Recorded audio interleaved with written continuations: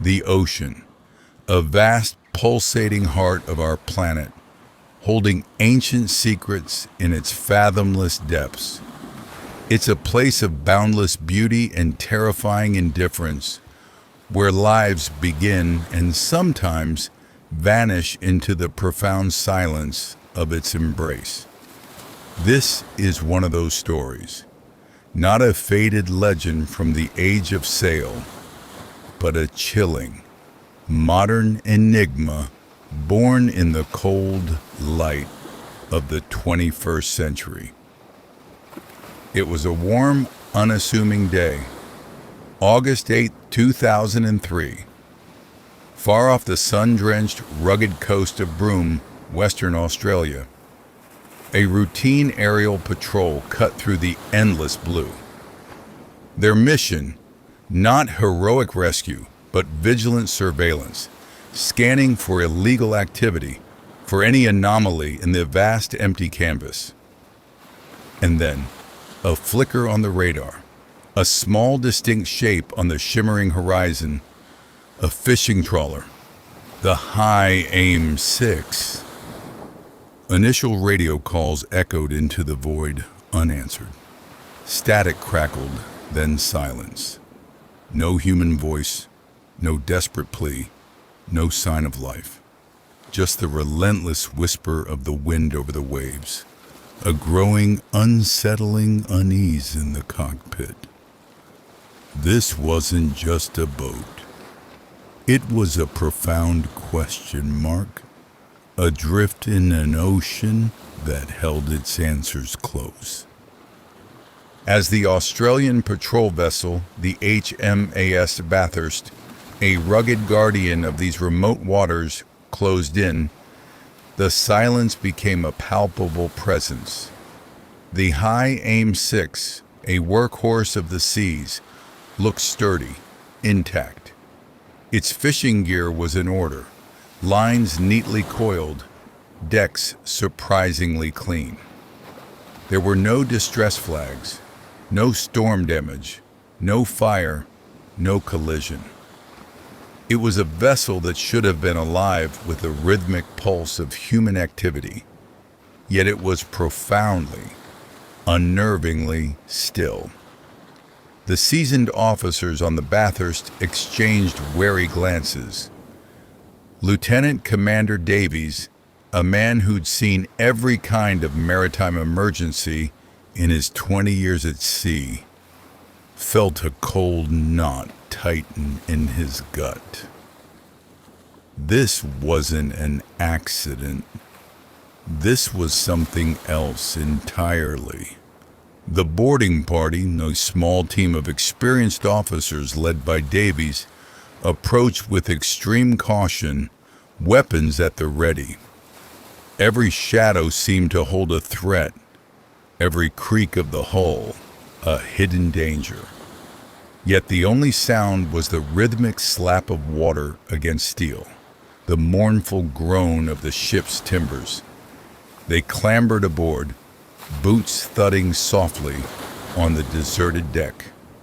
The metallic tang of salt and decay sharp in the air. Through an open hatch, a strange low hum seemed to emanate from the belly of the ship. Below deck, the chill deepened. The galley, immaculate, dishes stacked, meals half prepared on the stove, a half-eaten bowl of noodles, of freshly cut fish, as if a cook had merely stepped away for a moment. In the cramped, Spartan crew quarters, personal effects lay scattered, worn clothes tossed on bunks, dog-eared magazines, a half-finished game of cards, and everywhere, photographs, smiling families, wives, children, parents, faces that would soon bear the indelible mark of unending sorrow. Lives frozen in an instant, abruptly, violently interrupted. Then, the chilling truth. A deep, rhythmic thrumming from the stern. The engines, still running. The high-aim 6 was operational. It was moving, propelling itself through the waves, a phantom ship powered by an unseen force. But every single soul, the captain, Chu Chun Yen, and his 10 crew members, were gone. Vanished, evaporated into the vast blue, leaving behind a perfectly functional vessel, a ghost ship sailing itself into an unsolved, agonizing mystery. Davies walked the empty bridge, the ship's wheel turning gently with the sway of the ocean, guiding nothing. He picked up a logbook. The last entry was dated July 29th. 10 days ago. 10 days of a silent, phantom voyage. What secrets had this ship witnessed in those 10 long, empty days? And what force could make an entire crew disappear without a trace? The chilling question hung in the humid air, heavy as the silence. The discovery of the high-aim 6 sent immediate shockwaves, reverberating from the quiet offices of maritime law in Canberra to the bustling, cacophonous fishing ports of southern Taiwan, and into the desperate, bewildered homes of the missing men's families.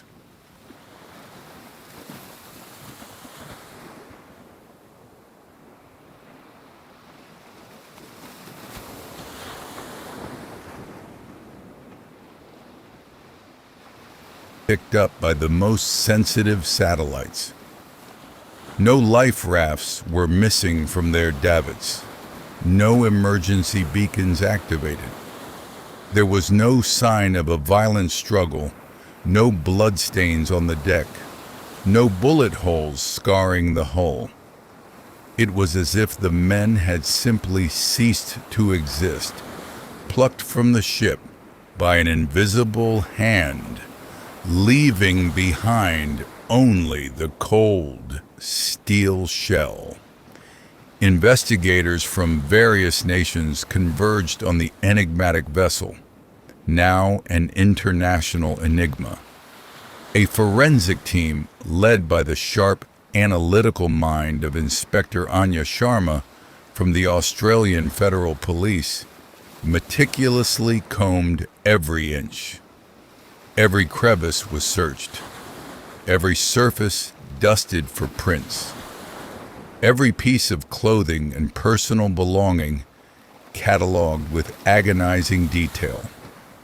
Sharma found herself staring at the meticulous handwriting in the captain's log, imagining the last hand that held the pen, the last sound of a human voice on that very spot. The chilling absence was almost louder than any noise. The high-aim 6's last officially recorded position placed it deep in the Pacific, thousands of miles from Australian waters, off the coast of Taiwan, its home port. How did it traverse such an immense distance, leaderless, guideless, only to be found drifting silently towards the shores of Western Australia? Was it the monstrous hand of a rogue current, or an unnoticed severe storm that pushed it so dramatically off course? Meteorological records, however, painstakingly analyzed by experts, revealed no such extreme weather events in the region during that critical 10-day period.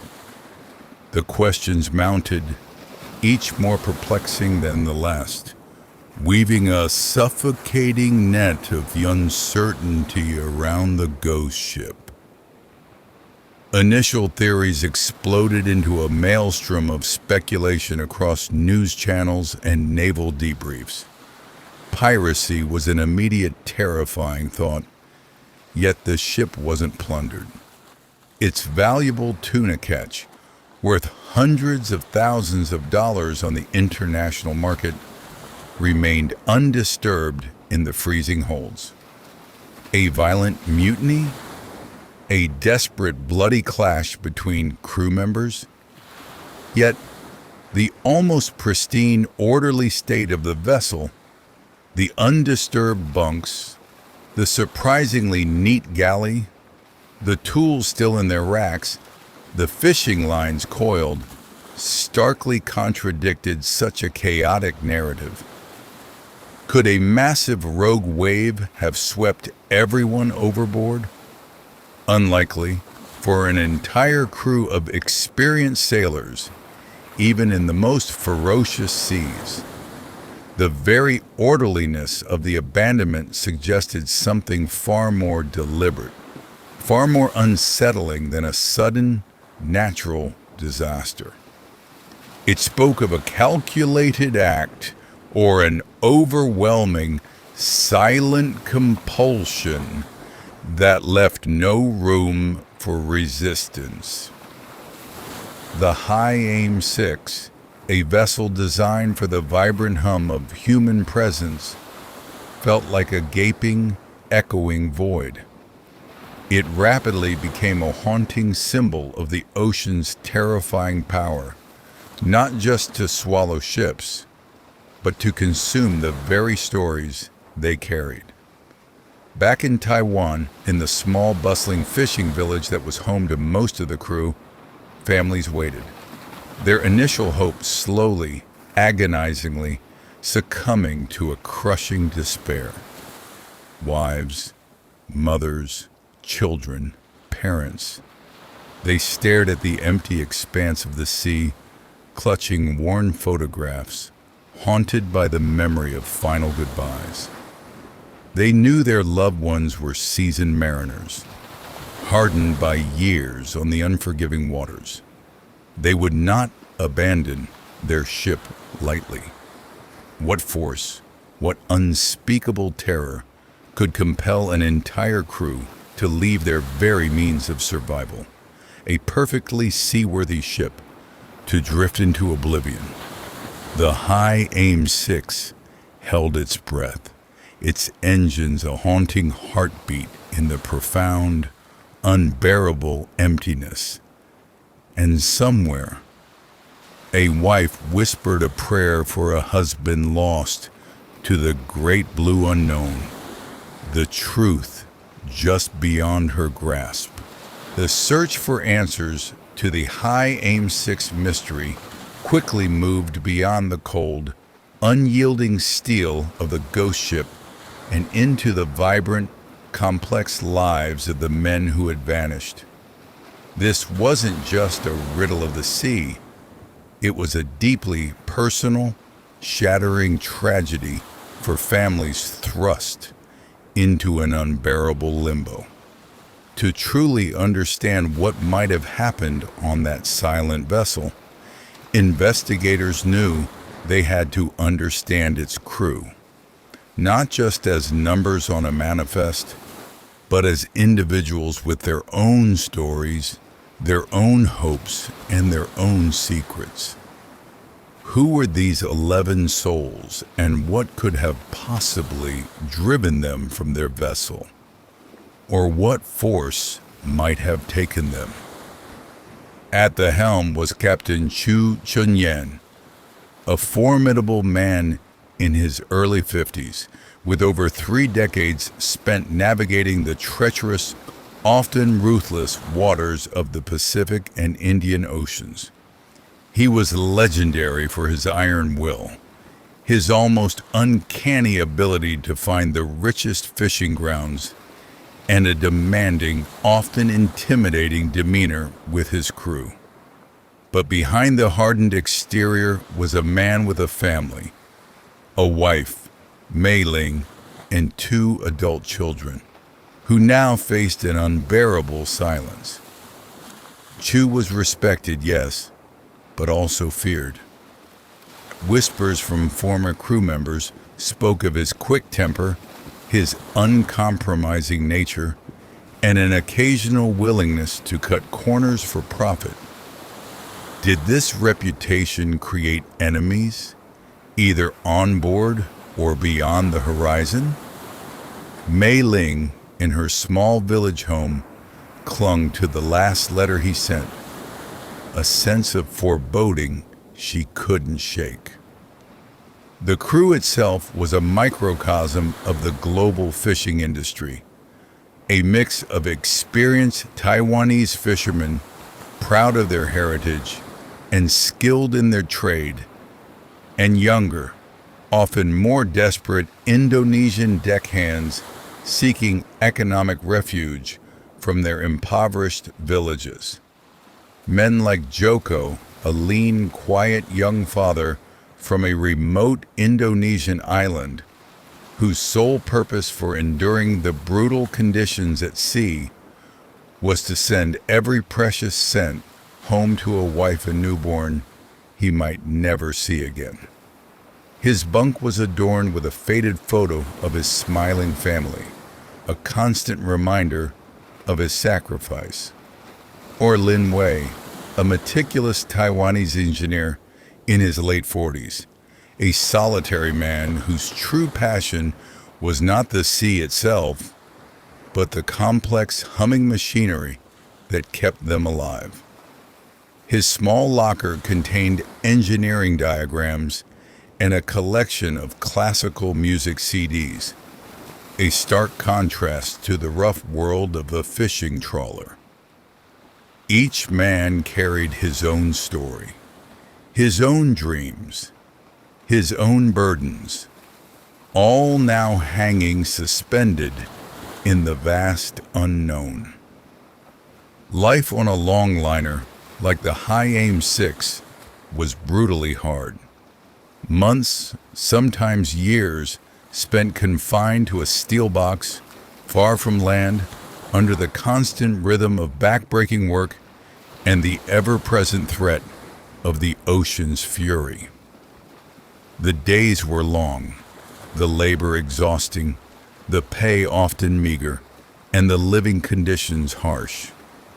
These were not luxury liners. They were unforgiving, floating factories, demanding every ounce of strength and sanity. Such an environment is a pressure cooker, where small disputes can fester into raging resentments, where the delicate balance of human relationships can shatter. Was there a mutiny? A violent dispute over shares of the valuable tuna catch? Or perhaps a long simmering ethnic or personal feud between crew members that finally exploded in the isolation of the open sea? Inspector Sharma found herself poring over the crew manifest, cross-referencing names, trying to piece together the human dynamic of those last silent days. Were there clear factions? Known grudges? The ship's compact size meant escape was impossible once conflict ignited, creating a potential trap for everyone on board. Beyond internal strife, the shadow of external forces loomed large. The High Aim 6 operated in a region where the lines between legitimate fishing and illegal, dangerous activities often blurred. Unreported catches, transshipping illicit goods, even human trafficking, these dark trades were not uncommon in the vast, unpoliced stretches of international waters. Had Captain Chu, in his ambition for profit, ventured into territory far more perilous than simple overfishing, did he, or perhaps one of his crew, cross paths with a powerful criminal syndicate, or another vessel engaged in activities so sensitive that witnesses could not be left alive? The chilling lack of any distress signals, any attempt to communicate with the outside world, was deeply disturbing. It suggested not just an incident, but an erasure. A calculated, ruthless attempt to make something or someone disappear without a trace, leaving the High Aim 6 as a silent, haunted testament to a crime the ocean was chosen to conceal. The ghost ship now felt less like a mystery of abandonment and more like a carefully orchestrated vanishing act, with the men of the High Aim 6 as its tragic, silent victims, their fates sealed by unseen hands. The stark reality of the High Aim 6's disappearance hit hardest not in the sterile halls of international maritime agencies, but in the small, tightly knit fishing villages scattered along the coast of Taiwan and the remote islands of Indonesia. Here, the ocean wasn't just a vast blue expanse, it was the lifeblood, the provider, and now a silent, cruel thief. For every man on that phantom ship, there was a family left behind, grappling with a void that no official report could fill. In Taiwan, Mei Ling, Captain Chu Chun Yen's wife, felt the world crumble around her. She was a woman of quiet strength, accustomed to the long absences of her husband. But this was different. This wasn't just a delay or a bad storm. This was an absolute silence.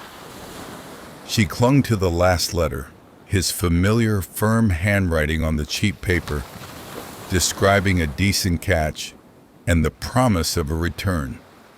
Now those words felt like a cruel taunt. Her children, grown but still dependent, looked to her for answers she didn't have. Mei Ling began her own desperate search, contacting other captains, port authorities, anyone who might have heard a whisper. Her grief was a private ocean, but her resolve was unwavering. Thousands of miles away, on a small Indonesian island untouched by the modern world, Aisha waited for her husband, Joko. Every evening she walked to the highest point of the village, scanning the horizon, a wailing prayer on her lips. Joko had promised to return, to build them a new hut, to see their newborn son take his first steps. Now, the weight of that unfulfilled promise pressed down on her, heavy as the island humidity. Aisha's older brother, a fisherman himself, felt a grim duty to protect his sister, but he too harbored a growing fear. He knew the perils of the sea, but this kind of disappearance, it whispered of something far more sinister than nature's wrath. As days turned into weeks, then months, the initial wave of global media attention receded, leaving the families in a desolate, prolonged limbo. Governments offered condolences but few concrete answers. The official lines blurred between missing at sea and presumed dead, words that offered no solace. The void of information fueled wild speculation. Was it a mass casualty event? A sudden, catastrophic failure no one could have survived? Or something far more chilling? The absence of a distress signal, of any wreckage, continued to haunt every waking moment for those left behind. They craved a body, a definitive answer, anything to extinguish the torturous flame of uncertain hope. The ocean, which had provided for generations, now felt like a vast mocking tomb, its secrets held tight in its dark embrace. The grieving families, scattered across different shores, unknowingly shared a common agony. Their lives now inextricably bound by the silent mystery of the High Aim 6. As the investigation into the High Aim 6 stalled in its official channels, hampered by international bureaucracy and the sheer vastness of the ocean, a different kind of inquiry began in the grimy back rooms of ports and whispered conversations between grizzled captains. The maritime world, after all, is a global village, and bad news, especially the inexplicable kind, travels fast. This was where the High Aim 6's shadow began to truly deepen, hinting at a darker current beneath the waves. Inspector Anya Sharma, growing increasingly frustrated with the official stonewalling, found herself drawn to the fringes of the legitimate investigation. Her instinct screamed that this wasn't a random act of nature. She began to focus on the patterns of maritime crime in the region. Fishing vessels, particularly longliners, were ripe targets. They carried valuable cargo, operated in remote areas, and their crews were often vulnerable.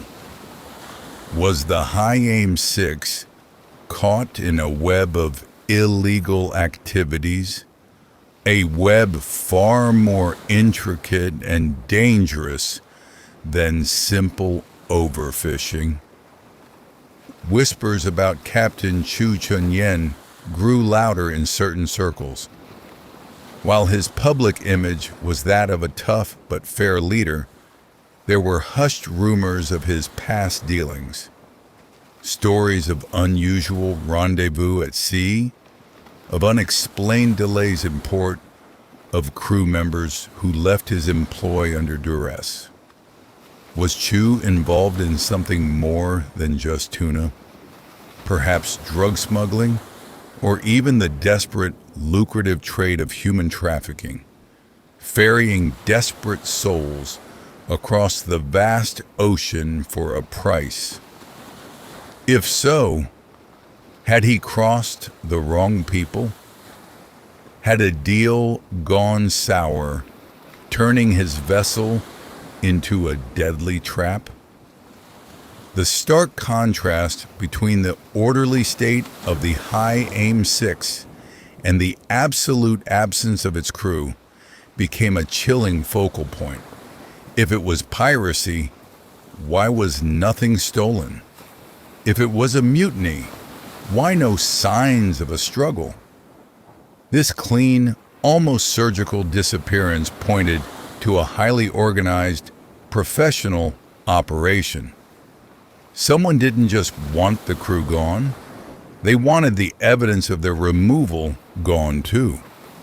This wasn't a crime of passion, it was a crime of calculated intent. Sharma's investigation began to connect with an unofficial network of seasoned maritime journalists and retired naval intelligence officers, men and women who knew the underbelly of the high seas. They spoke of shadowy syndicates, ghost fleets that operated entirely outside the law, and cold-blooded enforcers who left no witnesses. The High Aim 6, they suggested, might not be an anomaly, but a chilling example of a growing, terrifying trend. The ocean, vast and untamed, was becoming a new frontier for lawlessness, its depths concealing secrets far darker than any natural disaster. The ghost ship wasn't merely a mystery, it was a warning A warning about the unseen dangers that lurked in the world's most remote waters. Dangers that could swallow an entire crew without a trace, leaving only questions and a profound, unnerving silence.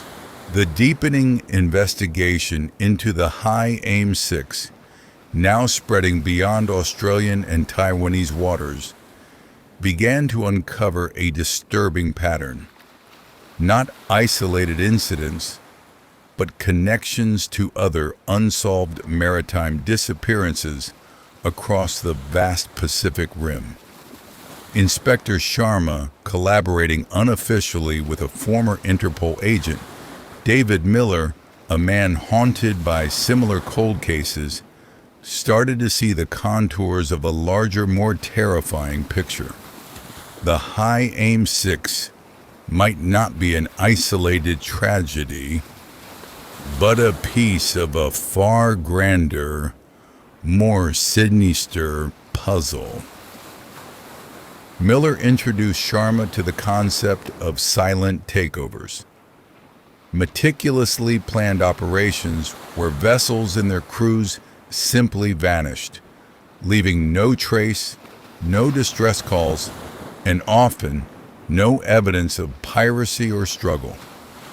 These were not the crude, opportunistic attacks of typical pirates. These were surgical, efficient, and chillingly clean. They hinted at a level of organization, resources, and ruthless capability that transcended petty criminals. The question shifted from what happened to the crew of the high AIM 6 to who was capable of such an elaborate, undetectable operation and why. Their focus sharpened on the captain, Chu Chunyan, once more. While Mei-Ling desperately sought answers to his disappearance, Miller's intel hinted at darker connections. Had Captain Chu, known for his ambition and risk-taking, unknowingly stumbled into a larger conflict? Was he involved in a one-off deal with a dangerous syndicate? Or was he a long-term player in a vast, illicit network? The high AIM 6's regular voyages, its routes, its radio silence in certain areas, all these details were now scrutinized for hidden patterns, for anomalies that might point to secret rendezvous points or clandestine drops. The psychological toll on the crew, isolated for months at sea, also became a point of discussion. The extreme stress, the cultural differences, the desperate economic conditions that drove many of the Indonesian crew members could all create explosive internal dynamics. Was it possible that the silent takeover wasn't external, but an internal implosion contained and then meticulously hidden by one or more survivors? The absence of a captain's body, if Chu was indeed the first victim, added another layer of intrigue. Was he specifically targeted? And if so, by whom and why? As Sharma and Miller delved deeper, they unearthed unsettling links to other missing vessels, some years old, others more recent. Small fishing boats, cargo ships, even pleasure yachts, all vanished without a trace in areas of the ocean known for illegal activities. The modus operandi was chillingly similar. Engines running, no distress calls, no wreckage, no survivors. The high AIM 6 was not unique. It was a pattern, a terrifying signature left by an unseen hand operating with impunity in the vast, unpoliced reaches of the global oceans. The ghost ship was no longer just a mystery. It was evidence of a hidden war being waged on the high seas. A conflict where the casualties were simply erased and the ocean became the ultimate silent accomplice. The relentless sun beat down on the empty decks of the High Aim 6, now secured in an Australian naval dockyard. But its silence was louder than any storm. The ship was a puzzle box, meticulously picked apart by forensics teams, yet yielding little beyond the chilling absence of its crew. Inspector Anya Sharma, exhausted but driven, felt the walls of the official investigation closing in. Bureaucracy, international disputes over jurisdiction, and dwindling resources threatened to relegate the High Aim 6 to another cold case. Another ghost ship swallowed by the statistics. But Sharma knew there was more. She could feel it in the chilling orderliness of the deserted vessel, in the way the engines had hummed, defiant in their solitude. Her focus narrowed on Lin Wei, the ship's engineer, a man of quiet habits, meticulous and seemingly unremarkable. But Sharma found anomalies. His personal locker, though tidy, contained not just engineering manuals, but a small, well-worn book of classical poetry, its pages marked with annotations in a delicate hand. And beneath a false bottom, a small encrypted USB drive, hidden from the casual glance. This was a man with secrets, a life beyond the grease and steel of the engine room. What was Lin Wei doing with encrypted data? Was he simply a hobbyist? Or was he involved in something far more complex? Something that extended beyond the scope of a humble fishing vessel. Flashback to Lin Wei's life in Kaohsiung, Taiwan, 5 years prior. We see him not as a gruff engineer, but as a hopeful, brilliant student, a quiet scholar pursuing a degree in computer science.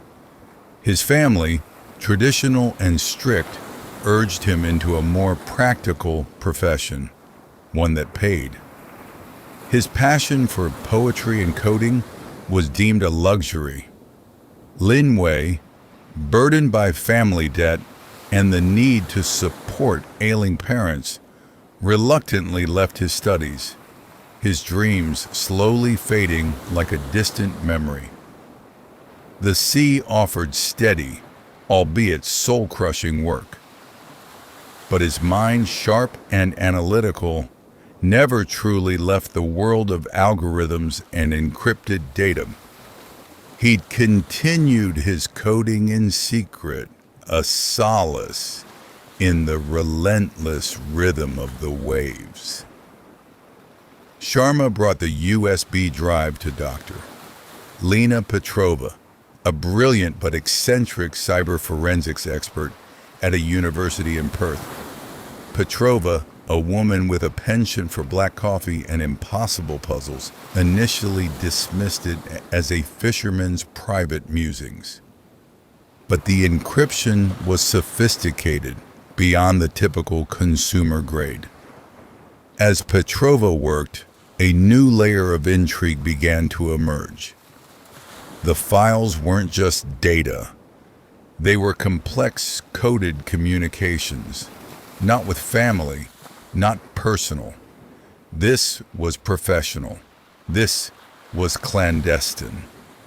The hum of the High Aim 6's engines, once just a chilling detail, now felt like a cover for a deeper, more dangerous operation. Meanwhile, back in Taiwan, Mei Ling, Captain Chu's wife, faced a different kind of silence. The silence of the fishing community, once so open and boisterous. Other captains, friends of her husband, now averted their eyes, offered vague sympathies, but no information. She felt a growing, cold suspicion. They knew something they weren't saying. Her desperate pleas to the Taiwanese authorities yielded little. They seemed more interested in preserving the industry's image than pursuing uncomfortable truths.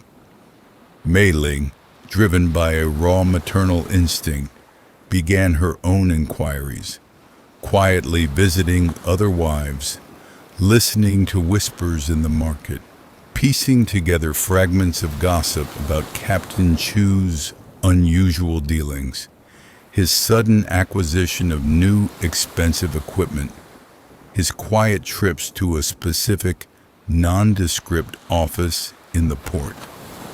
The High Aim 6 wasn't just a ghost ship. It was a Pandora's box, and its lid was slowly beginning to crack open, revealing not just loss, but a chilling web of secrets.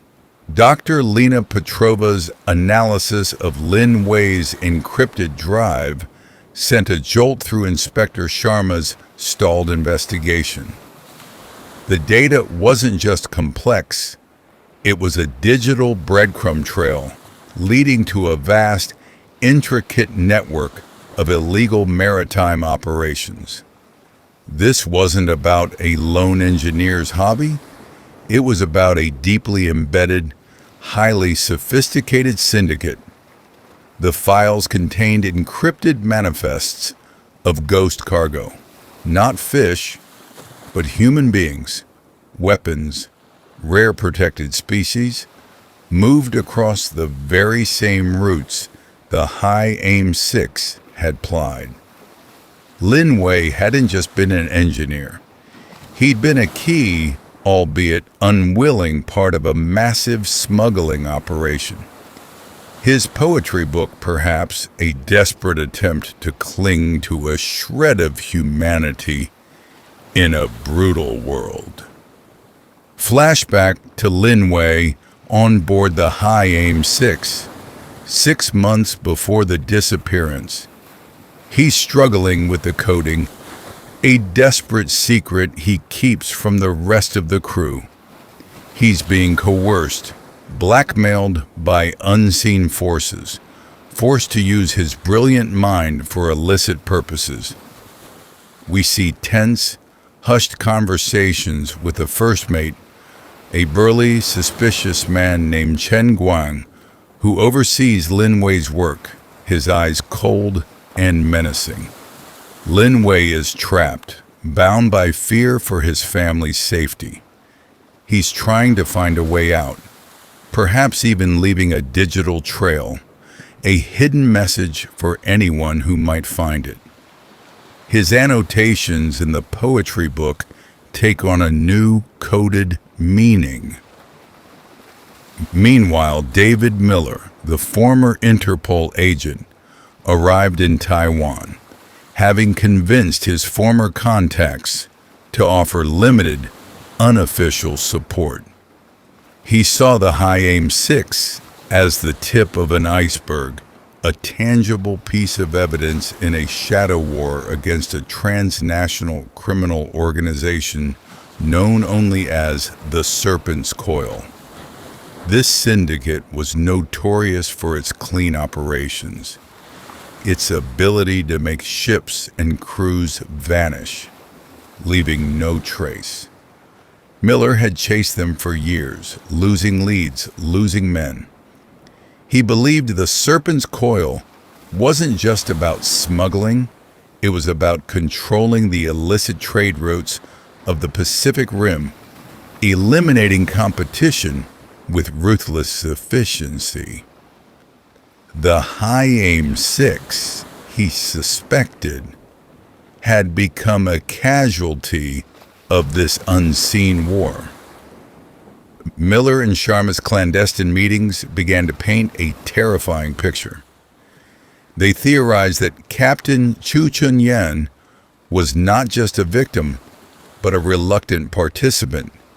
He might have been forced to align with the serpent's coil due to mounting debts or threats to his family. This would explain the ship's erratic movements, the periods of radio silence, and the chilling lack of resistance. The murder of the captain, then, wasn't a mutiny. It was an execution, a message. And the abandonment of the ship was merely a part of the syndicate's chillingly efficient protocol for erasing their involvement. Back in Taiwan, Mei Ling, driven by a mother's fierce resolve, uncovered a crucial, unsettling piece of information. She found hidden bank transfers from her husband's account, small but regular payments to an offshore account in a remote island nation. An account she didn't recognize. An account that predated the High Aim 6's final voyage. Was this Captain Chu's payment for his involvement with the syndicate? Or was it extortion?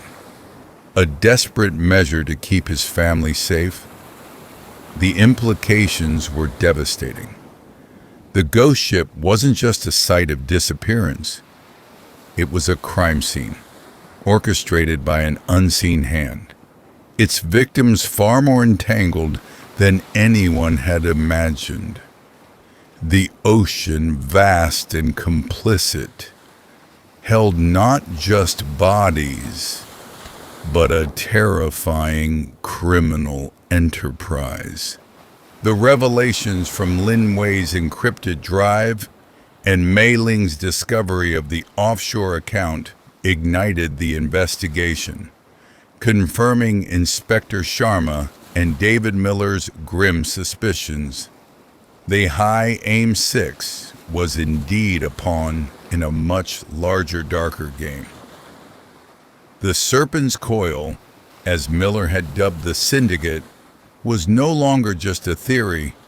It was a looming, tangible threat, its tendrils reaching from the hidden depths of the ocean into the very homes of the vanished crew.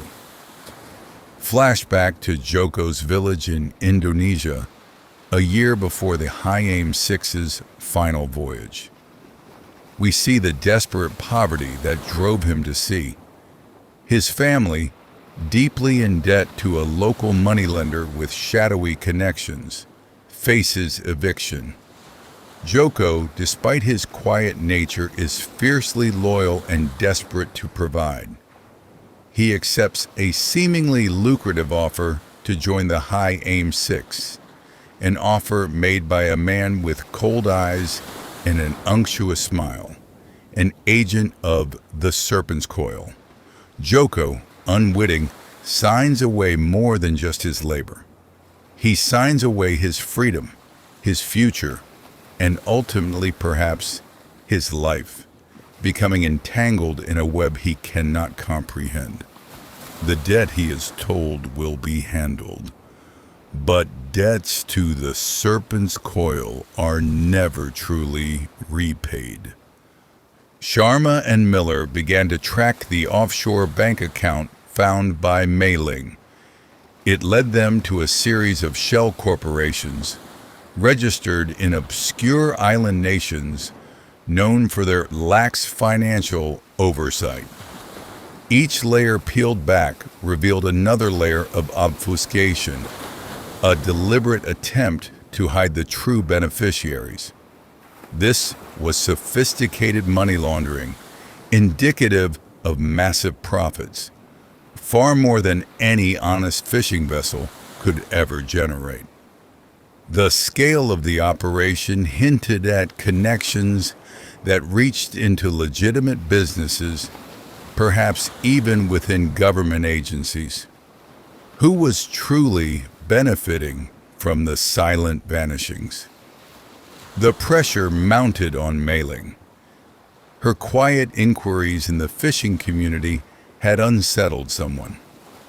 A mysterious black car began to appear near her home. Unmarked phone calls with distorted voices warned her to stop asking questions. Her small tea house, once a bustling local hub, found its supply lines mysteriously cut. She was being watched, intimidated.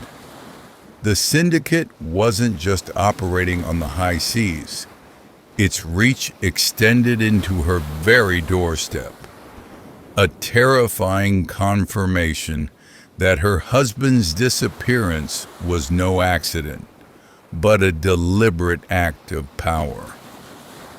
Her grief began to harden into fierce defiance. Meanwhile, Sharma and Miller pursued a lead from Lin Wei's encrypted data, a series of coded coordinates and dates that didn't correspond to known shipping lanes. These, they deduced, were rendezvous points, locations where the High Aim 6 likely met with other vessels, transferring illicit cargo. One set of coordinates pointed to a remote, uncharted atoll in the mid-Pacific, a place far from any official oversight. This was where the silent takeovers might truly happen, where secrets were exchanged, and where lives might have been erased. The deeper they dug, the clearer it became. The High Aim 6 was a vital cog in a terrifying global machine, and its disappearance was just one calculated move in a game of death and profit.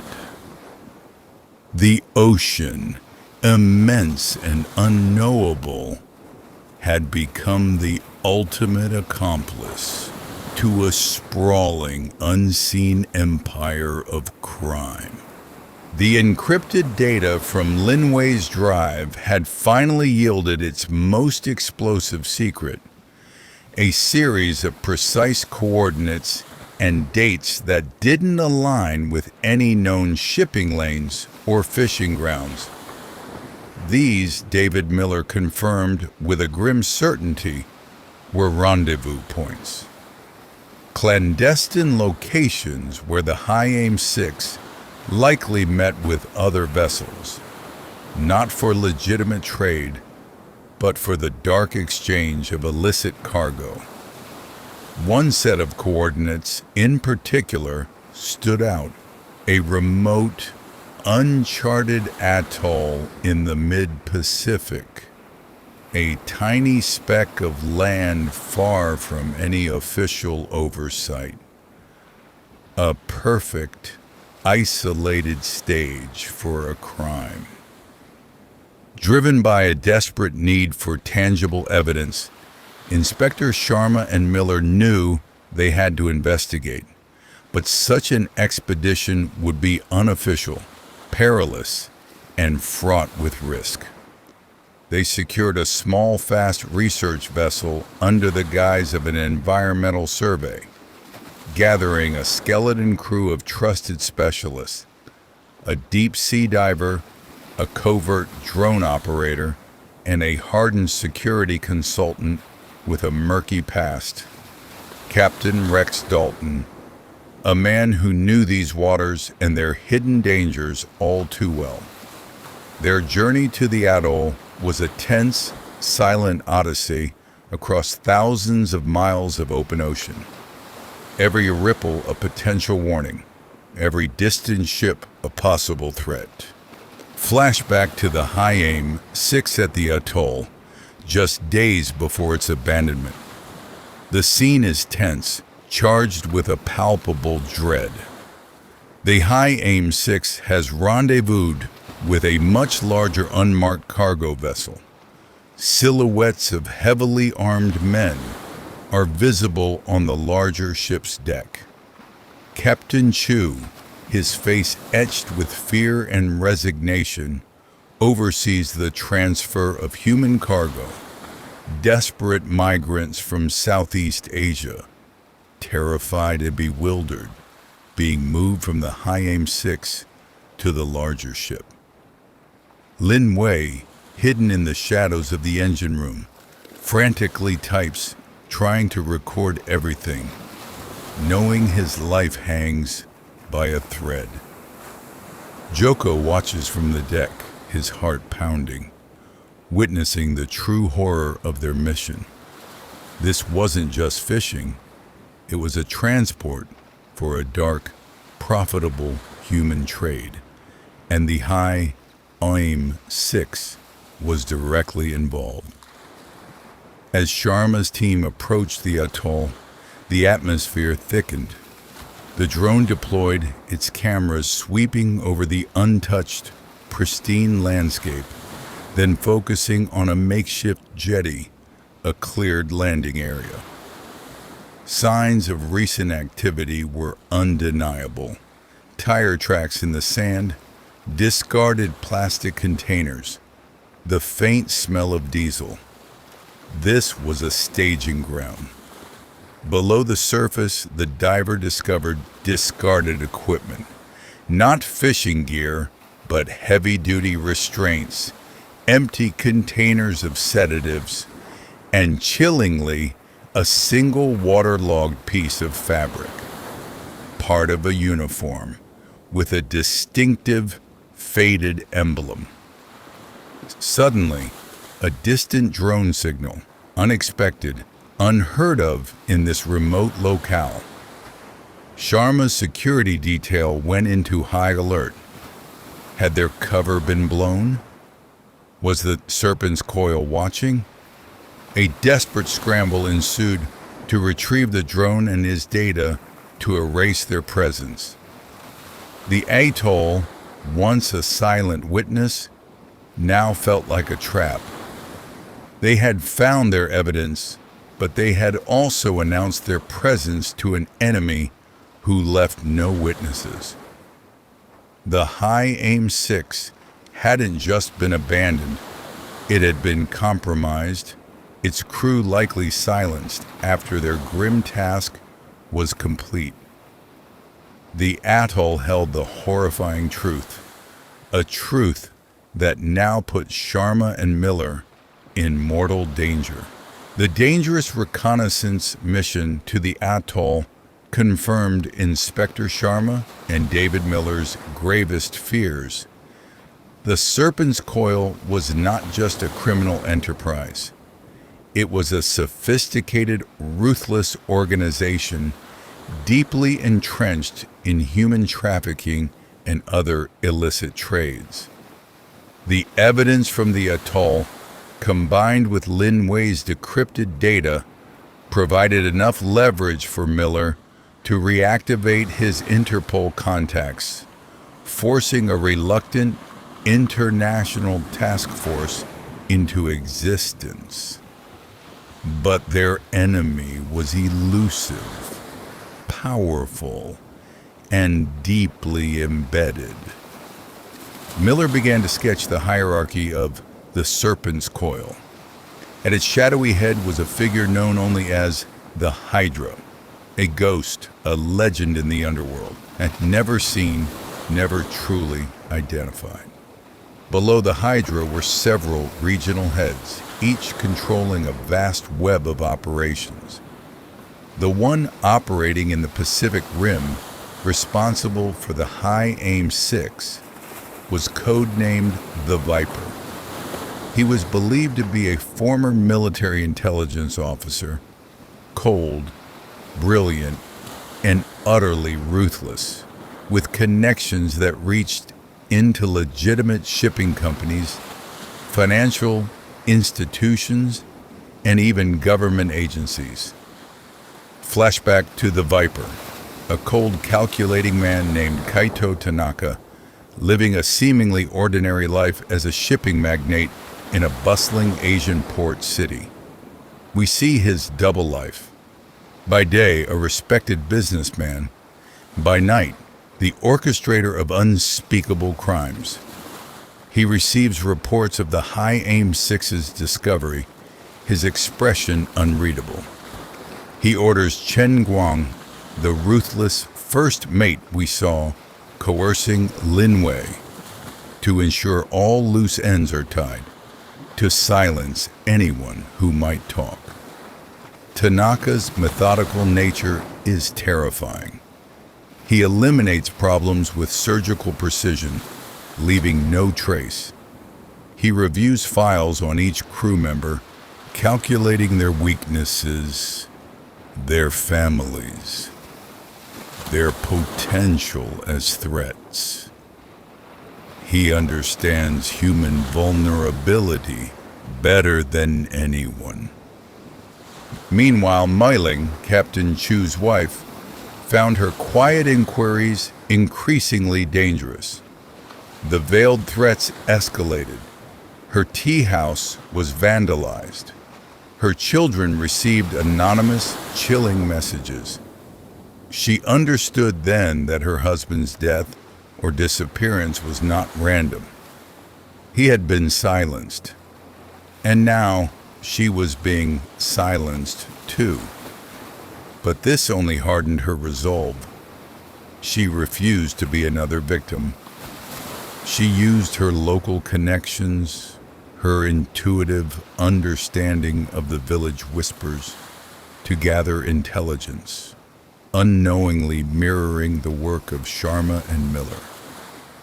She learned of other families whose loved ones had vanished on similar longliners, their silence bought by threats or by small, unexplained payments. The task force, now operational but struggling against the syndicate's vast resources, found themselves chasing ghosts. Every lead seemed to evaporate. Every informant disappeared. It became clear that the Serpent's Coil had eyes and ears everywhere, inside port authorities, even within law enforcement itself. Sharma and Miller realized they couldn't trust anyone outside their small, tightly knit circle. The High Aim 6 was not just a case of a ghost ship. It was a direct challenge to a pervasive, invisible enemy, one that had perfected the art of making entire lives and their stories disappear without a trace. The vast ocean was not just their hiding place. It was their accomplice, swallowing secrets for a price.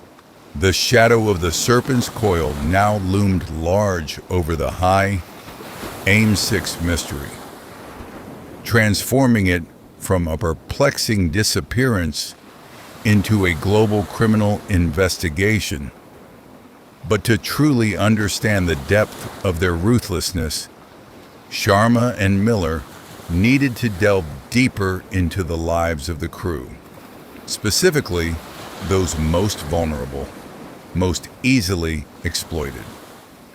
Their focus turned to Joko, the young Indonesian deckhand whose desperate circumstances had made him an easy target for the syndicate's recruitment. Flashback to Joko's village on a remote Indonesian island, 2 years prior to the High Aim 6's last voyage. His family is in crisis. His elderly parents are ill, and his younger sister Aisha needs money for medicine. They are deeply in debt to a local, seemingly benevolent moneylender named Mr. Kurniawan, whose smiles hide a chilling reputation. Kurniawan, we discover, is a key recruiter for the Serpent's Coil, preying on the desperate. He offers Joko a seemingly generous advance, enough to save his family, in exchange for signing up on a specific fishing vessel, the High Aim 6. Joko, naive and desperate, takes the bait, unaware he's signing a contract not just with a fishing company, but with a criminal enterprise. His dreams are simple: to earn enough to return home and provide for his family, to escape the suffocating grip of poverty. On board the High Aim 6, Joko finds the reality far harsher than promised. The work is relentless, the conditions grueling. He becomes increasingly uneasy with the captain's erratic behavior and the first mate, Chen Guang's menacing presence. He witnesses hushed conversations, strange cargo transfers at sea, not just fish. He sees the fear in Lin Wei's eyes, the engineer constantly tapping away at his hidden device. Joko's simple dream of providing for his family turns into a terrifying waking nightmare as he realizes the true nature of the High Aim 6's mission. He's a prisoner, an unwitting accomplice, caught in a trap far from home. Sharma and Miller, tracing the financial records of the High Aim 6's crew, uncover Joko's recruitment agency, linked to a network of similar outfits operating in poverty-stricken regions. They connect it back to the Serpent's Coil. They realize the syndicate isn't just trafficking goods, they're trafficking human beings, exploiting desperate young men like Joko, turning them into unwitting participants, then eliminating them once their utility is over.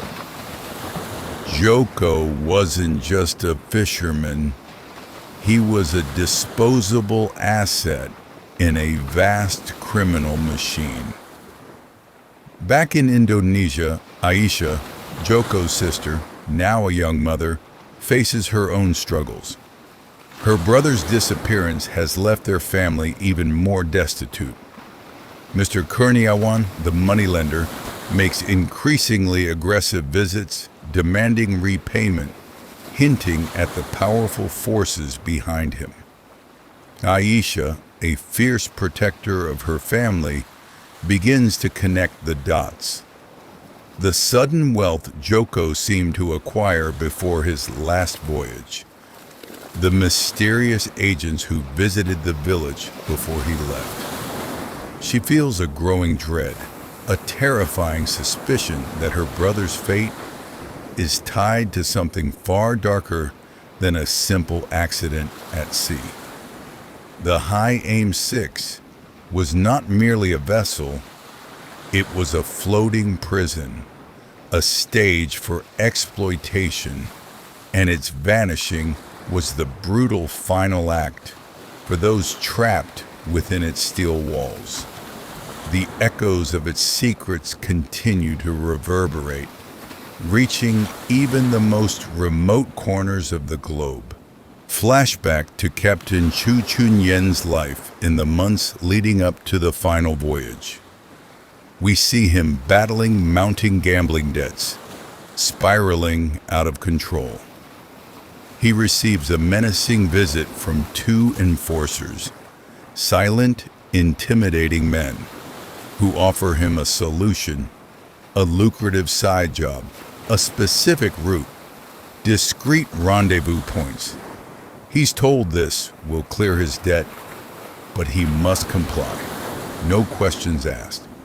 Chu, desperate, takes the deal, believing he can navigate this treacherous new waters. He begins making the secret offshore payments Mei Ling later found. Payments that are not for him, but for a hidden protection racket, a guarantee of his family's safety if he cooperates. He confides subtly in his trusted engineer, Lin Wei, hinting at the dangerous path he's on, unknowingly drawing Lin Wei deeper into the web. The investigators track the funds from Mei Ling's discovered account. They lead to a seemingly legitimate shipping company in Singapore, a front for the serpent's coil. Its CEO, a polished, seemingly benevolent magnate named Arthur Lim, is the Viper. He controls vast logistics, leveraging legitimate trade for illicit purposes. Sharma and Miller realize Lim's operation is far more sophisticated than simple smuggling. He deals in human cargo, weapons, and rare antiquities, a multi-billion-dollar empire. Lim, a master manipulator, is one step ahead, his intelligence network reaching deep into official channels. He receives word of Sharma and Miller's atoll reconnaissance. His response chillingly calm. Loose ends must be tied.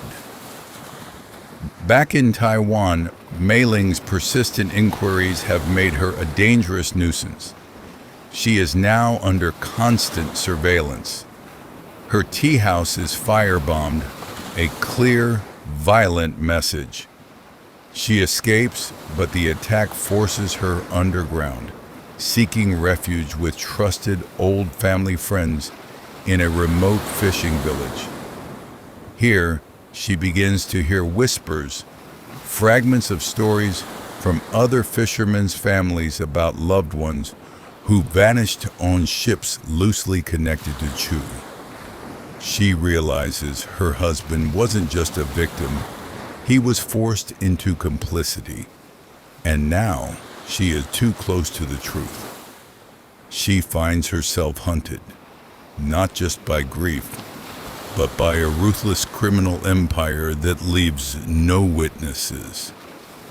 The serpent's coil has begun its deadly strike, and the ocean is vast, but not vast enough to hide from its reach. The firebombing of Mei Ling's tea house and the near miss at the atoll confirm to Sharma and Miller that the serpent's coil is actively hunting them. They realize the only way to expose Arthur Lim and his network is to find a witness, someone who survived the syndicate's purges.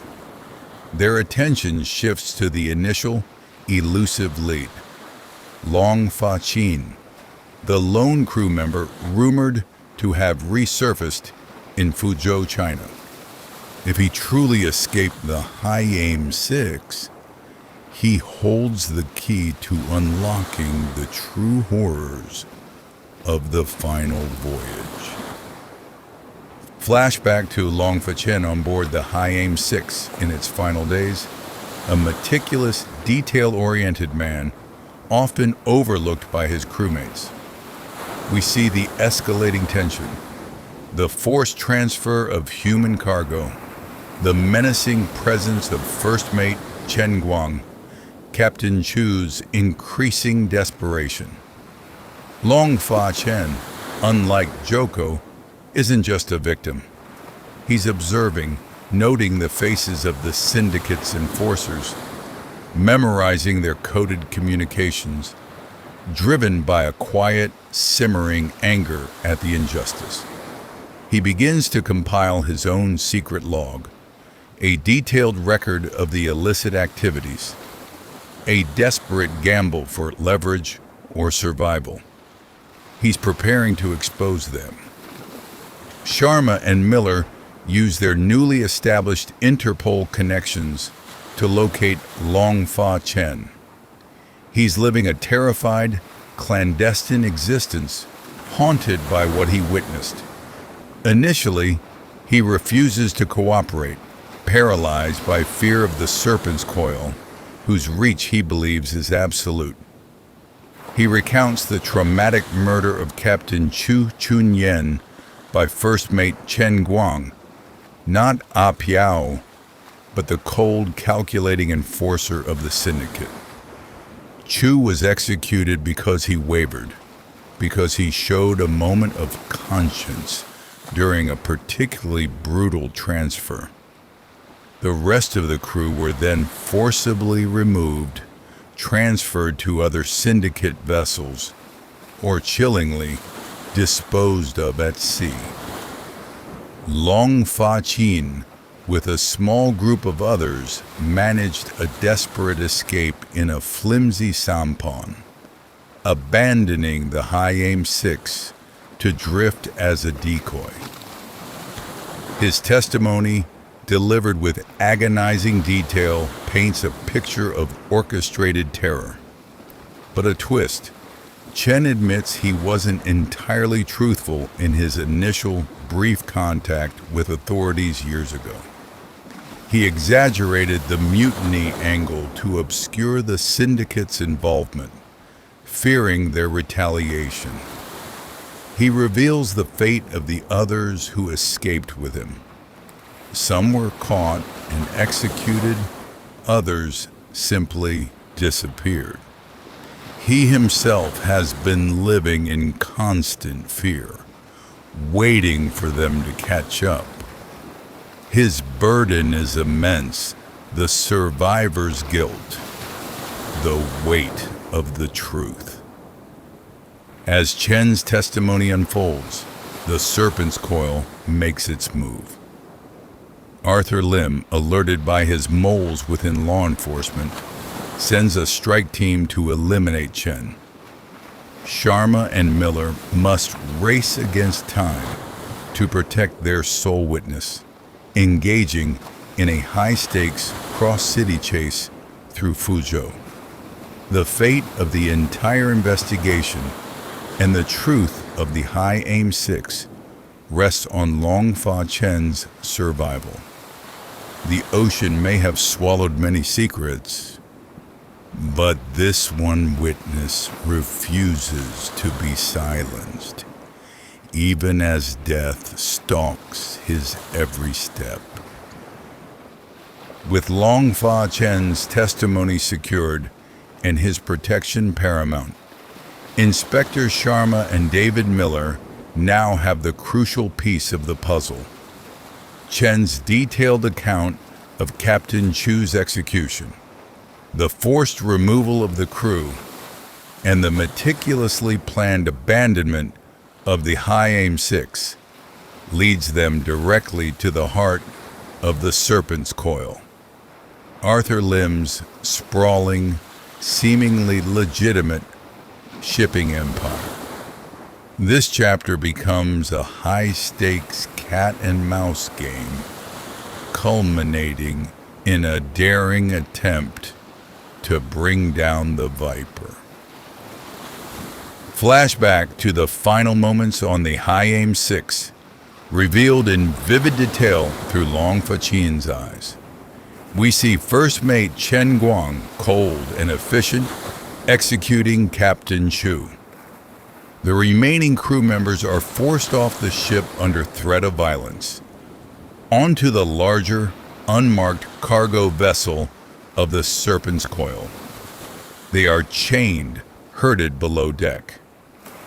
Lin Wei frantically tries to upload data from his hidden drive, a final act of defiance, knowing his capture is inevitable. Joko, defiant, attempts to fight back, leading to a brutal, desperate struggle before he too is overwhelmed. The High Aim 6 is then left to drift, its engine still running, a chillingly effective decoy. We see the Syndicate's cleanup team meticulously wiping down surfaces, ensuring no trace of their presence remains. The ghost ship is born of calculated malevolence.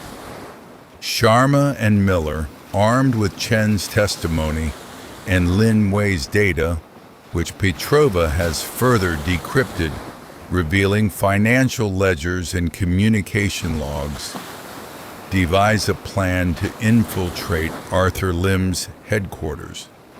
They understand that Lim's power lies not just in brute force, but in his deep connections within governments and financial institutions. They need to expose him publicly, irrevocably before he can disappear or eliminate them. They plan a multi-pronged assault involving a synchronized raid on Lim's corporate offices and his secure data center, while simultaneously leaking key evidence to trusted international media outlets. The raid is fraught with peril.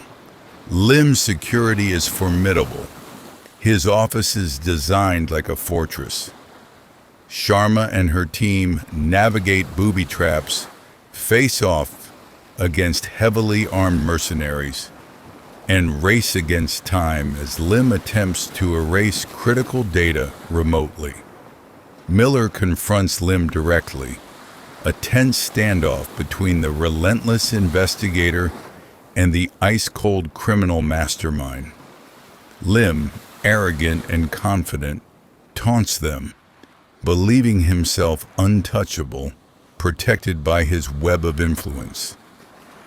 He reveals the syndicate's true global reach, hinting at connections far higher than anyone imagined, perhaps even the Hydra himself. As the raid unfolds, Mei Ling, having gathered her own evidence of local corruption tied to Lim's network, makes a desperate public appeal to the Taiwanese media, exposing the initial cover-up and demanding justice for her husband. Her courage becomes a beacon, galvanizing public support and putting immense pressure on compromised officials. The battle for justice for the High Aim 6 is now being fought on multiple fronts, in the shadows of corporate towers, on the battleground of public opinion, and in the enduring memory of the vanished crew. The Predator's lair is finally exposed, but the true cost of this confrontation remains to be seen. The raid on Arthur Lim's empire sent tremors through the global underworld, but the capture of the Viper was only a partial victory. The true mastermind, the Hydra, remained elusive, its identity and methods shrouded in impenetrable secrecy. Inspector Sharma and David Miller knew that the Serpent's Coil would retaliate, and their ultimate goal was to decapitate the organization by unmasking its shadowy leader. The evidence from Lim's servers, meticulously analyzed, began to point towards a figure of immense power, someone operating beyond the reach of conventional law. Flashback to the genesis of the Serpent's Coil decades earlier. We see the origin of the Hydra, not a single individual, but a cabal of powerful, corrupt individuals from different nations, united by insatiable greed and a shared contempt for legal boundaries. They started small with illicit arms deals, then expanded into human trafficking, exploiting the world's most vulnerable. The High Aim 6 was just one vessel, one operation in their vast, brutal network. We witnessed the development of their silent takeover protocols, their methods of erasing evidence and eliminating witnesses, perfected over years of impunity.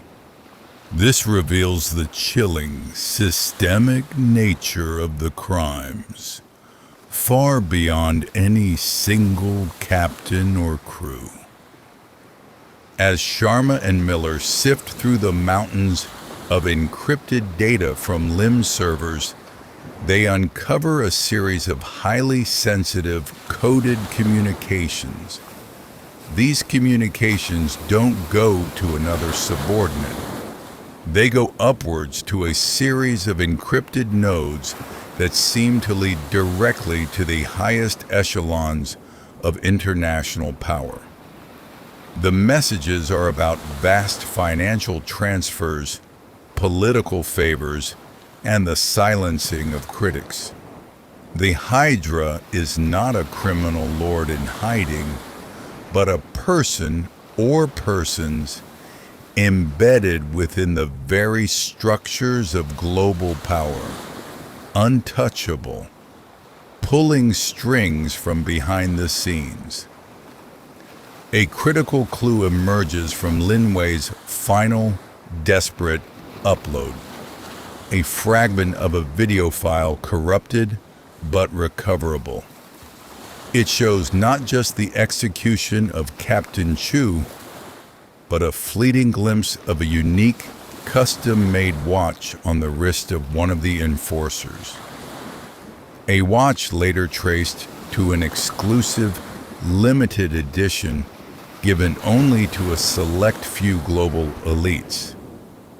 This small detail becomes the thread that leads them to the Hydra's true identity, revealing an individual whose public persona is one of unimpeachable integrity, a champion of global commerce or diplomacy. The stakes become astronomical. Exposing the Hydra means confronting a network that can crush careers, disappear inconvenient witnesses, and undermine the very fabric of international justice. Sharma and Miller find themselves targeted not just by assassins, but by political pressure, smear campaigns, and attempts to discredit their entire investigation. They must race against time to gather irrefutable evidence, leveraging the courage of Long Fa Chen and the unwavering support of Mei Ling, whose public campaigning has now put the Hydra's network under an unprecedented spotlight. The High Aim 6, once a forgotten ghost ship, has become the catalyst for unmasking a chilling global conspiracy that reaches into the highest echelons of power. The unmasking of the Hydra as a figure of immense legitimate global power sends shockwaves across the world. The battle for justice for the High Aim 6 now transcends a simple criminal investigation. It becomes a global reckoning, a fight against an entrenched system of corruption and impunity that has operated in the shadows for decades.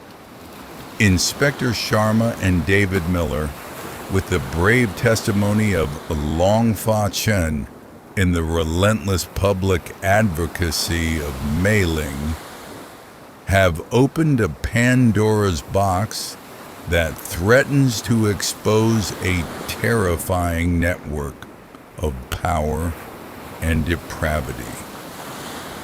Flashback to the final fate of the High Aim 6 crew after their forced transfer onto the Serpent's Coil's larger vessel. We see the individual destinies. Some are sold into forced labor on other illegal ships, their identities erased. Others, like Joko, are deemed too dangerous or resistant and are executed at sea, their bodies weighted and sunk, leaving no trace. Lin Wei, the engineer, is initially spared for his technical skills, forced to work for the syndicate, but eventually killed when he attempts another act of defiance or tries to escape. This agonizingly detailed reconstruction provides the definitive answers to the fate of the 11 men. A tragic, brutal culmination of their entrapment. The climax involves a multifaceted operation to finally bring down the Hydra. It's not a single raid, but a series of synchronized arrests across multiple continents, targeting key figures in the syndicate's financial, logistical, and political networks. Sharma and Miller, working with a small trusted group of international allies, exploit the internal fissures created by Arthur Lim's capture, turning disgruntled former associates against the Hydra. The evidence from Lin Wei's drive and Long Fa Chen's testimony are used as key leverage, exposing not just the crimes, but the high-ranking individuals who facilitated them. The reckoning is not without cost. There are casualties, setbacks, and moments of profound despair. Sharma and Miller face intense personal danger and professional sabotage, testing their limits. Long Fa Chen must testify publicly, facing down the very forces that terrorized him. Mei Ling, embodying the resilience of the High Aim 6 families, becomes a powerful symbol of defiance, her voice echoing the suffering of countless other victims of maritime crime. The trial is a global sensation, exposing the chilling realities of the ocean's dark underbelly and the hidden forces that control it. The final act of the miniseries focuses on the legacy of the High Aim 6. While justice is served for some, the ocean still holds its secrets. Not all bodies are recovered. Not all questions are definitively answered. And the pervasive nature of global crime means the fight is never truly over. However, the exposure of the serpent's coil and the unmasking of the Hydra sends a powerful message. The High Aim 6, once a symbol of inexplicable loss, becomes a testament to human courage, the relentless pursuit of truth, and the enduring hope that even the deepest mysteries can, in some form, be brought to light. The final images reflect a world forever changed by the revelations of a single ghost ship. Its silent voyage, finally speaking volumes. But as the headlines faded and the dust settled, the true legacy of the High Aim 6 emerged not from the triumph of justice, but from the enduring, profound questions it left in its wake. The ocean, vast and indifferent, held its counsel, its depths still concealing secrets beyond the reach of human law. For every answer unearthed, a new philosophical void opened, prompting us to reflect on the nature of disappearance, the vulnerability of life on the margins, and the terrifying expanse of the unknown. The High Aim 6 became more than just a ghost ship. It became a powerful metaphor. A metaphor for the millions who vanish without a trace across the globe, caught in the invisible currents of exploitation, conflict, and despair. Its story illuminated the uncomfortable truth that even in an age of ubiquitous technology, vast stretches of our planet remain ungoverned, unpoliced, perfect hunting grounds for those who profit from human misery. The vessel, once a symbol of industry, transformed into a stark monument to the fragility of life and the terrifying impunity of those who command the shadows. We are left to ponder the fate of the 11 men. We know their likely end, thanks to Long Fa Chen's courage and the unearthed data, But do we truly grasp the terror of those final moments? The fear of Joko, fighting for his dignity, a young man who sought only to provide for his family, now tossed into the abyss. The despair of Lin Wei, his brilliant mind used for evil, his final act of defiance a desperate message to the future.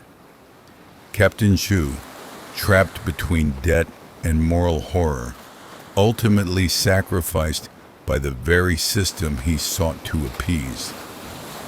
Their individual stories, though partially revealed, remain incomplete, fragmented by the vastness of the crime and the silent, swallowing sea. They represent not just the crew of one ship, but the countless forgotten souls lost to the dark side of globalization. The case of the High Aim 6 also forces us to confront the ethical responsibility of nations.